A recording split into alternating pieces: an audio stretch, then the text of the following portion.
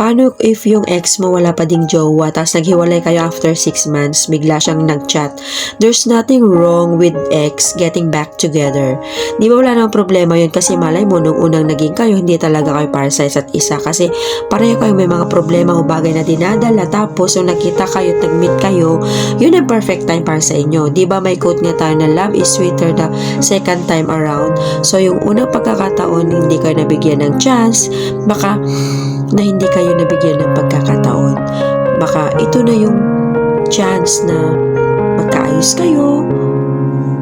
Pero i-make sure mo naman na sana kung ano man yung reason na naging break up nyo nung una, hindi na maulit at maulit-ulit yun.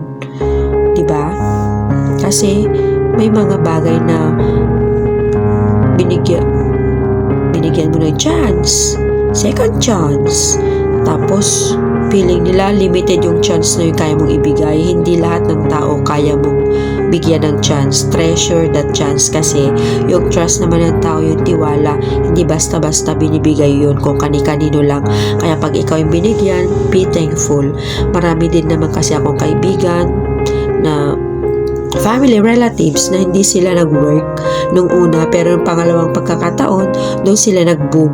And I think that is beautiful, no? Yung akala mo yung pagmamahal hindi para sa inyo, tapos kailangan lang pala talaga ng oras, kailangan nyo lang talaga i-prepare yung sarili mo para maging version kayo at maging handa kayo sa kung ano meron kayo, diba?